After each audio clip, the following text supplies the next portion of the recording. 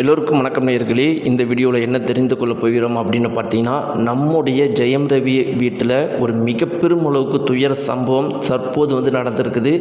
அனைத்து பிரபலங்களும் முக்கியமாக நம்முடைய முதல்வர் விஜய் முதற்கொண்டு போயிருக்கிற ஒரு குறிப்பிட்ட தகவல் வெளியாகி இருக்குது.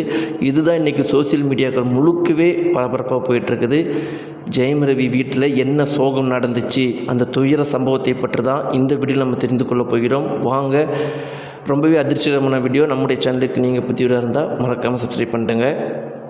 நேயர்களே, நம்முடைய ஒட்டுமொத்த தமிழகத்தையுமே 2-3 நாட்களுக்கு முன்னாடி ஜெயம் ரவி அவர்களுடைய இன்டர்வியூ மிக பெரும் அளவுக்கு கஷ்டத்தை ஏற்படுத்தினுச்சு.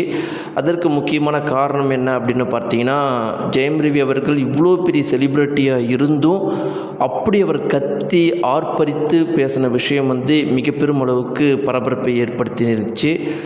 கொஞ்ச நாளைக்கு முன்னாடி வரைக்கும், அந்த மீட்டிங்க்கு முன்னாடி வரைக்கும் எல்லாருமே என்ன நினச்சிக்கிட்டு இருந்தோம் அப்படின்னு பார்த்தீங்கன்னா, ஜெயம் ரவி தான் ஏதோ தப்பு பண்ணிட்டாரு, கெனிஷா அவர்களை கூட வச்சிருக்கிறாரு, தன்னுடைய சொந்த மனைவியை விட்டுட்டு கெனிஷாங்கிற ஒரு பொண்ணோட திரியிறாரு, இதெல்லாம் தப்பு அப்படிங்கிற மாதிரி எல்லாருமே ஜெயம் ரவியவும் கெனிஷாவையும் கடுமையாக விமர்சனம் பண்ணிகிட்டு இருந்த ஒரு சுச்சுவேஷனில் இப்படிப்பட்ட ஒரு பேட்டி வந்தப்புறம்தான் ஜெயம் ரவியுடைய முன்னாள் மனைவி ஆர்த்தியுடைய உண்மை முகமும் அவங்களுடைய மாமியாருடைய, அதாவது ஜெயம் ரவியுடைய மாமியாருடைய உண்மை முகமும் தற்போது வெளியாகி இருக்குது.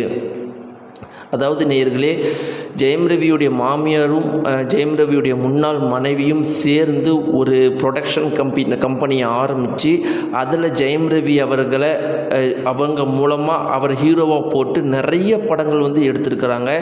ஜெயம் ரவிக்கு வெறும் காசு, நடித்ததுக்கான காசு கூட கொடுக்காம ஒட்டுமொத்த படத்தோட லாபத்தையும் அவங்களே எடுத்துப்பாங்க. ஜெயம் ரவி அவர்களுக்கு ஹீரோவாக நடித்த காசையும் கொடுக்காம அதையும் அவங்களே வச்சுப்பாங்க.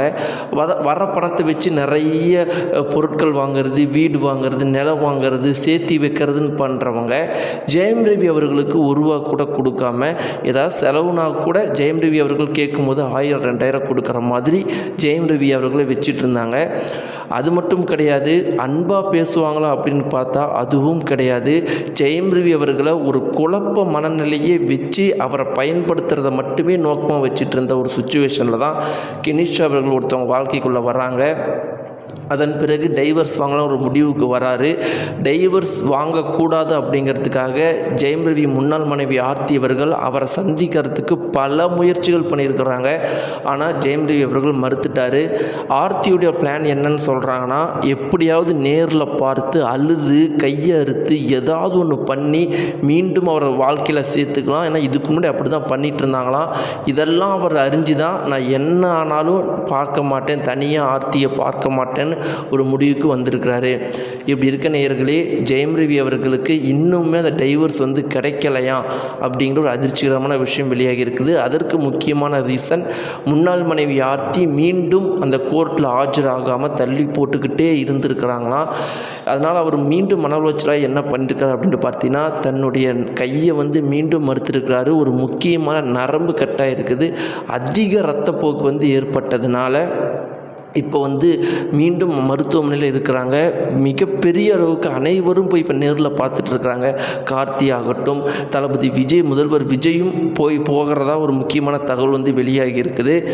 இப்போ ஏன் இப்படி பண்ணுறாருன்னா, அவருக்கு சீக்கிரமாக டைவர்ஸ் வாங்கி கெனிஷாவோட சேர்ந்து வாழணும்னு ஆசைப்பட்ட அவர் மீண்டும் டைவர்ஸ் 5-6 வருடம் கூட இழுக்கிறதுக்கான வாய்ப்புகள் இருக்கிற மாதிரி அவங்க ஜெயம் ரவியுடைய முன்னாள் மனைவி ஆர்த்தி அவங்க பல விஷயங்கள் பண்ணிகிட்ருக்கிறாங்களாம். அதனால தான் இப்படிப்பட்ட ஒரு விஷயத்தை அவர் பண்ணாருங்கிற மாதிரி ஒரு தகவல் வெளியாக இருக்குது. இதை பற்றின உங்களுடைய கருத்துக்கள் என்ன? ஜெயம் ரவிக்கு வாழ்க்கையில் என்ன நடந்தால் அவருக்கு ஒரு சந்தோஷமான தீர்வு கிடைக்கும்? உங்களுடைய கருத்துக்களை மறக்காமல் கீழே கமெண்ட்ஸ் தெரிவிங்க. நன்றி.